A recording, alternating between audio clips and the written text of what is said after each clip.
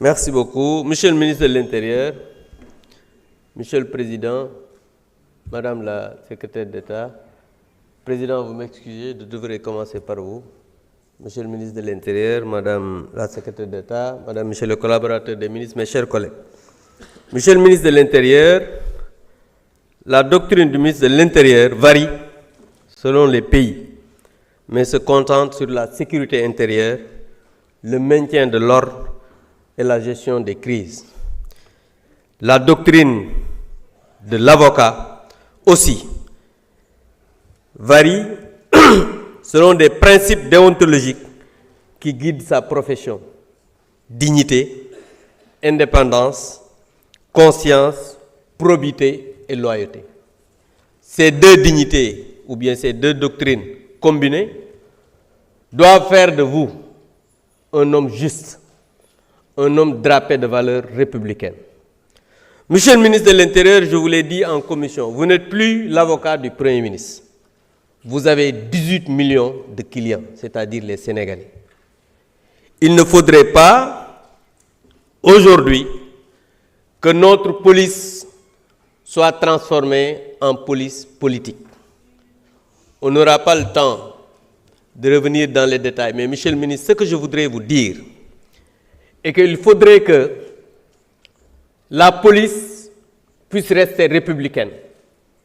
Ce qui s'est passé à l'université dernièrement, c'était inacceptable. Ce qui s'est passé dans certains organes de presse avec des journalistes menottés devant leurs collègues, monsieur le ministre, ce n'était pas normal. Vous avez dit en commission que oui, c'est vrai, la loi pénale ne permet pas de peut-être arrêter un journaliste qui enfreint par exemple certaines choses par rapport à quelqu'un qui est ailleurs, comme vous l'avez dit, Madiambal, vous avez expliqué cela, on n'a pas eu le temps de revenir là-dessus, mais je pense que la police doit aujourd'hui travailler à respecter les lois et règlements de ce pays, et cela, ça ne peut se faire que si vous, en tant que ministre de l'Intérieur, vous êtes quand même dans ces valeurs républicaines. Je voudrais vous poser une seule question. J'ai entendu que le commissaire de l'aéroport est toujours en poste, alors que vous aviez annoncé son limogeage. Est-ce qu'il est toujours en poste? Et s'il est toujours en poste, qu'est-ce qui a motivé cette décision? Je vous remercie, monsieur le ministre. Merci, honorable. Papa Tahirou Sarr, vous avez la parole. Doyen Alla Kane se prépare.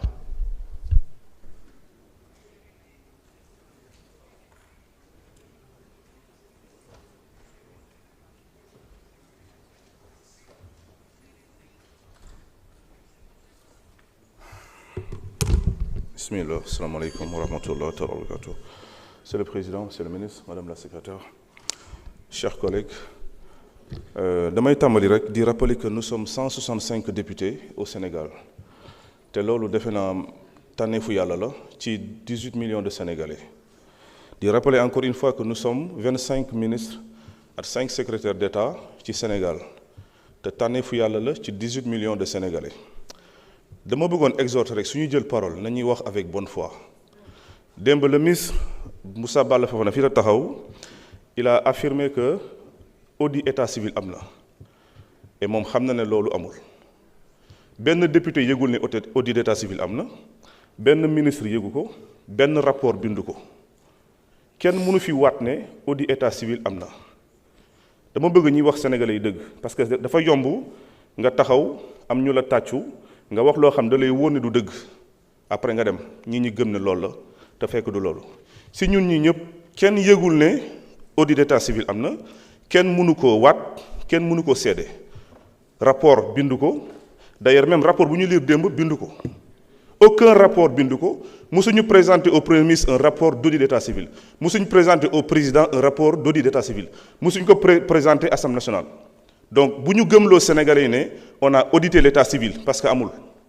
maintenant nag vérification d'état civil ak audit d'état civil bu fekkee ministre da koo jaawale kon il faut ñu xool erreur de casting fan la jógee loolu laa bëgg a wax ci loolu.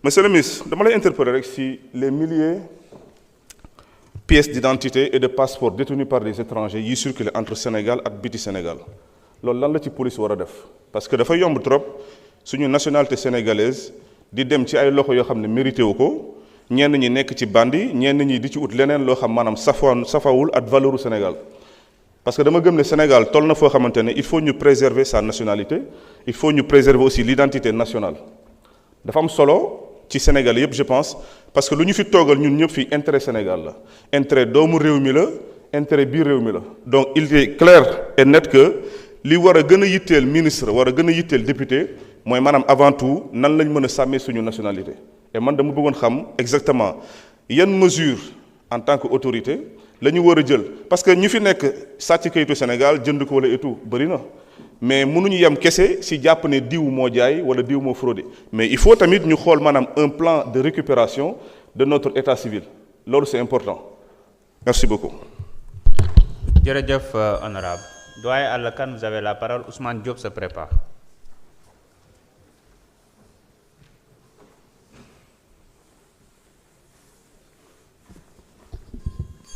Auzu billahi mina sheytaani rajim. Bismillahi rahmani rahim. Monsieur le Président de l'Assemblée nationale, mes chers collègues honorables députés, Monsieur le ministre de l'Intérieur, Madame la secrétaire d'État chargée des relations avec les institutions, porte-parole du gouvernement, Messieurs les collaborateurs du ministre, je vous salue. Je viens faire un plaidoyer. Le 15 septembre 1957, dañu siiwal benn manifeste ca Thiès, la ville historique. Manifeste boo xam ne doon enfin ci fii ci Afrique ay doomu Afrique ñu nekkoon ñaar fukk ak ñett dont une femme une pharmacienne qui s'appelait Félicia Bass ñu signé benn manifeste ne il faut jot nañu am indépendance booba jotoon na parce que c'était la fin de la Deuxième Guerre mondiale. Il y avait la conférence de Bandung qui avait posé le problème et déjà en Chine en octobre 1949 le triomphe de la révolution chinoise. Il y a l'indépendance du Maroc en 1956, de la Tunisie en 1956, les Algériens qui avaient pris les armes en 1954, le Ghana sous la direction de Kwame Nkrumah qui avait accédé à l'indépendance en 1957. Mais ici, les partis qui étaient là dormaient. Le parti de Léopold Sédar Senghor et le parti de Lamine Gueye ne faisaient pas cas de them parce que ils se préoccupaient de changer quelques éléments de la constitution de la 4e République. Et ces Africains se sont réunis, comme l'ont fait en 2014 des Sénégalais pour créer le PASTEF, ils se sont réunis pour dire que le moment est venu ici, qu'on réclame l'indépendance. Ils étaient 23. Monsieur le ministre, puisque nous sommes en train de nettoyer l'espace public, de décoloniser l'espace public, je demande à ce qu'on érige, à ce qu'on rende hommage à ces 23-là en érigeant un monument où seront gravés leurs noms en lettres d'or lumineuses pour que les Sénégalais sachent que, et les sachent que ici au Sénégal, il y a des Africains, il y a des fils du Sénégal qui ont commencé la lutte pour l'indépendance.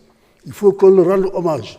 Et c'est pourquoi je fais ce plaidoyer-là pour que, Monsieur le ministre, auprès des autorités, que vous preniez la décision vraiment d'ériger ce monument, un grand monument, pour leur rendre hommage, parce que ce sont les pionniers de l'indépendance sénégalaise. Ce sont les adultes, les aînés de ceux qui ont constitué le parti PASTEF en 2014, en janvier 2014. Voilà le fait que je vais faire. Merci beaucoup.